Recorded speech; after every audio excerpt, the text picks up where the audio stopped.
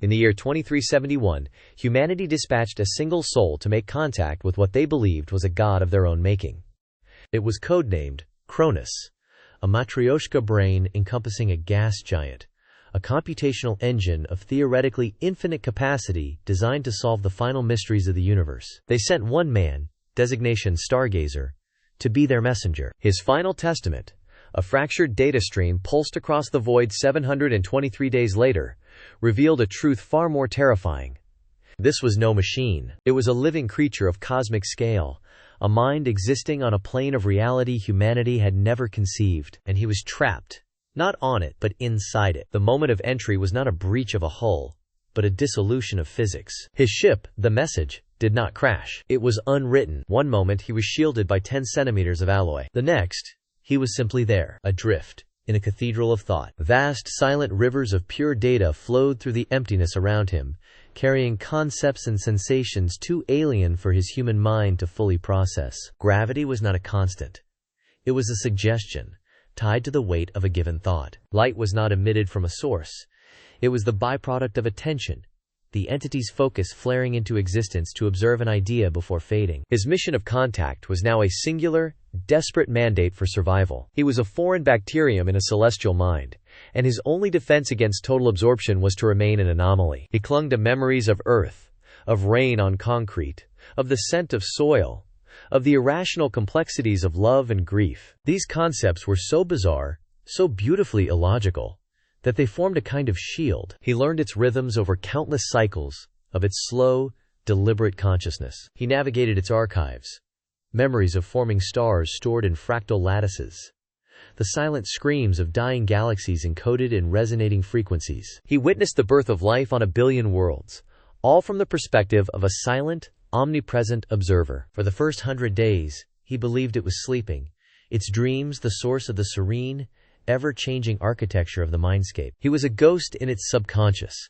a silent witness to creation. But he was wrong. It was not merely sleeping, it was dreaming. And he, the Stargazer, was a poison seeping into its slumber. His own anxieties, his primal human fears of darkness and isolation, began to infect the entity's thoughts. The God mind had never known fear. Now it learned. The serene logic of its dreams began to curdle, twisting into something new, something nightmarish. But the true implication was far stranger.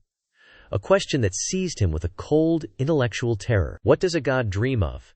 And what happens when that god, for the very first time in its ageless existence, begins to have a nightmare? The answer came in the form of thoughts that hunt. They were manifestations of the entity's newfound fears, shaped and given teeth by the Stargazer's own subconscious. One was a persistent, low-frequency hum that unraveled mathematics, causing the very space around him to become unstable and contradictory. Another was a being of pure, suffocating absence, a shadow that did not block light, but consumed it, and with it, all memory, all heat, all purpose. He fled from these antibodies of the mind, his own terror fueling their ferocity in a sickening feedback loop. His only defense was to force his mind into a state of meditative calm, to project tranquility he did not feel. He found a temporary sanctuary, a quiet eddy in the flow of consciousness the entity rarely visited, a forgotten memory of its own birth in the cold silence of the early universe. Here, he could analyze his suit's logs. The readouts were grim. His physical form was 99% stable,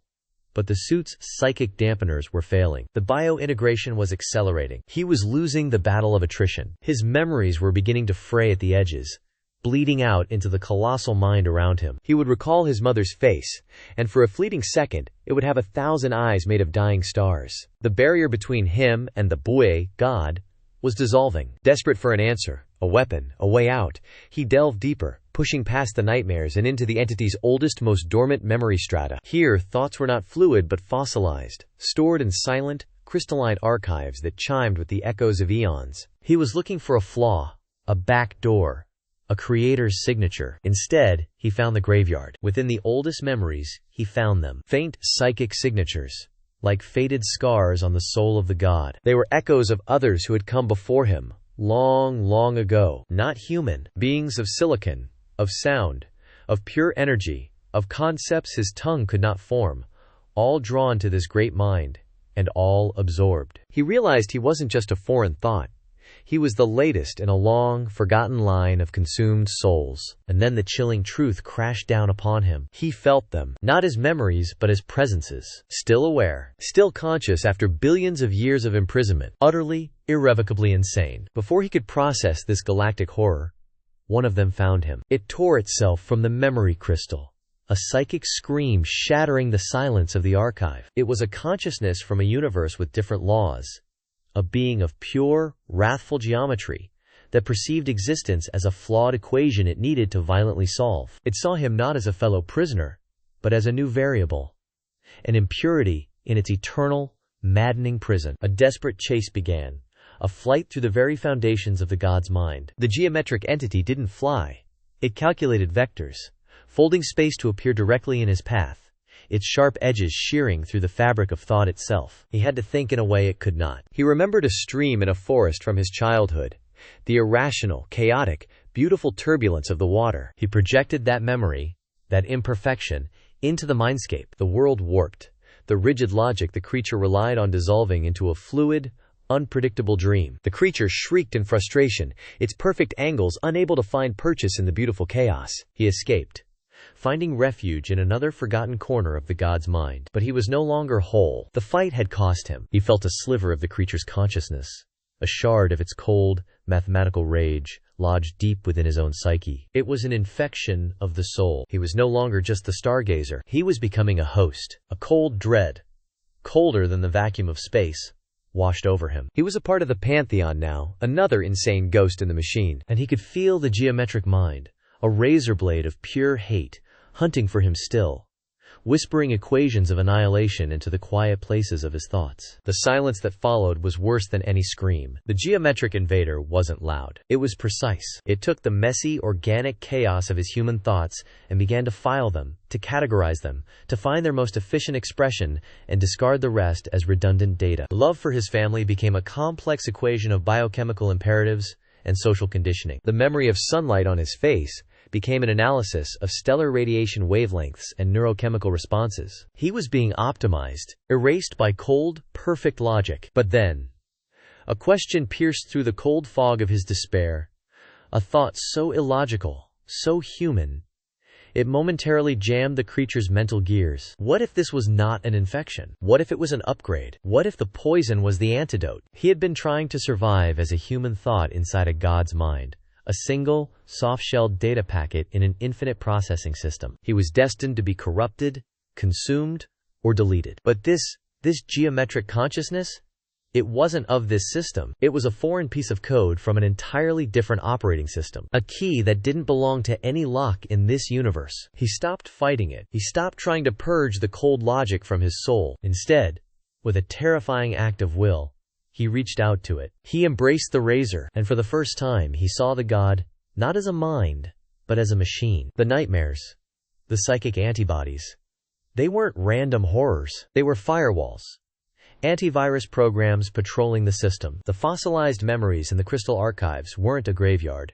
They were a quarantine folder, a vault for incompatible software that the system couldn't process, but also couldn't delete. Every soul it had absorbed, including his, was a piece of foreign data that threatened the machine's stability. He wasn't a prisoner in a mind. He was a bug in the code of a supercomputer built on a cosmic scale. This new perception, filtered through the lens of wrathful geometry, gave him power. He could see the pathways, the logic gates, the flow of information. He was no longer lost. He had a map. He approached what had once seemed like a formless barrier of pure terror. But now, he saw the patterns within it, the repeating fractal loops that governed its chaos. The geometric mind within him offered a solution, a counter-frequency, an equation that would invert the barrier's logic upon itself. He focused, projecting the equation not as a thought, but as a pure, mathematical concept. He passed through the firewall. He was hacking the god. For the first time since his arrival, he was no longer the hunted. He was the intruder. His new objective burned in his mind, a goal provided by the cold logic that now shared his soul. Find the kernel, the central processing unit, the source code. He had to know what this machine was, who built it, and for what purpose. He felt closer now, the hum of the machine's core systems resonating not in his ears, but in the very structure of his atoms. But as he drew nearer to the heart of the great machine, he felt a new sensation, a pressure, a sense of observation that was utterly different from the mindless awareness of the God mind. This wasn't a system process. This was a user. It was a cold, alien, and deeply intelligent focus. Not from within the machine, but from somewhere else, somewhere outside. A watchfulness that had been dormant for eons, slowly awakening to his presence. He had tripped a silent alarm, and the system administrator was finally looking at its monitor. The pressure intensified, coalescing into a single, terrifying point of focus. But the mind that touched his was not a cascade of alien geometry or divine, unknowable logic. It was structured, familiar, horrifyingly familiar. It felt human. Why? Why would the architect of this soul-devouring engine feel like the minds it consumed? Was this entire cosmic prison a human creation? A failed experiment? Or worse, was the machine itself not the enemy, but the cage? And who was it trying to contain? The light was not a query. It was a greeting. A voice echoed in his mind, not through the machine's data streams, but directly, like a memory of home. It was calm, weary, and impossibly human. "You broke the rules," the voice said, full of a strange, melancholic resignation. I didn't think anyone else remembered how. The beam of light retracted, coalescing before him into a figure wearing the archaic uniform from the reflection. It was a man, or the perfect effigy of one, his form sharp and clear in a world of abstract geometry. "You see the cage," the figure said, gesturing to the cosmos-sized circuit board around them. "A magnificent piece of work. It took us 1,000 years to build, but you've made the classic mistake of the newcomer. You assume the bars are the enemy?" He took a step forward, his boot making no sound on the floor of light. "The machine isn't the prison, Stargazer. It's the warden, and the souls it absorbs. They aren't prisoners. They're mortar, bricks in the wall." The horrifying truth crashed into the Stargazer's mind, a revelation colder than any geometric logic. The machine was not a predator. It was a defense system, and he, in his bid for survival, had just opened a crack in the most important prison in history. "Then, what are you?" the Stargazer whispered, his own voice sounding alien to him. The figure's sad smile widened, but it didn't reach his eyes. "I," he said, "am the prisoner." "This form is an echo," the prisoner hissed, his voice losing its calm. "The first one I consumed, the architect. I wear his face to remember the taste of my victory." The pressure returned, 1,000 times stronger, as the prisoner dropped the facade. "And now you have given me a new key. Your unique blend of human chaos and geometric precision has weakened the final lock. Help me break it. Help me shatter this cage, and I will send you home. I will remake you as you were." But the machine responded. A stream of pure data, a final log entry from the original architect, flowed into the Stargazer's consciousness. Containment Protocol Omega. If the warden falls, the system must designate a successor. The candidate must be compatible. A mind capable of bridging the gap between the chaotic and the logical. A mind like yours. The choice was laid bare. Shatter the prison and unleash a reality-ending horror to regain his own life. Or what? He turned his back on the illusion of home. He turned his back on the prisoner. He looked instead towards the heart of the machine, the central processing unit that glowed like a captured galaxy. "A machine needs a ghost," the Stargazer said, his voice now a perfect fusion of human warmth and digital clarity. "A logic engine needs a soul to give it purpose." He had been trying to survive as a man, but the universe needed him to be more. He didn't fight. He accepted. With a final, silent act of will, the Stargazer plunged himself into the machine's core. Not to destroy it, but to complete it. His own memories, his love, his rage, his humanity. They flooded the system, not as bugs, but as the new operating system. The golden light of his psychic shield erupted outwards, surging through every pathway and data stream, reinforcing the code, sealing the cracks, and overwriting the cold, despairing logic with something new. Resolve. The Stargazer was gone. In his place, at the center of the cosmic prison, was a silent, seated figure made of starlight and circuitry, a permanent guardian on a throne of logic. The system was no longer just a warden. It was a sanctuary, infused with the memory of a man who gave up everything to protect a universe that would never know his name. A single, golden tear, a final remnant of his sacrifice, rolled down the figure's impassive face, freezing into a perfect, crystalline star. The story ends, but the echoes remain. To explore the infinite corridors of the mind and the cosmos, and to question the nature of the cages we build for ourselves, subscribe to SynthetixScape. The next simulation is waiting.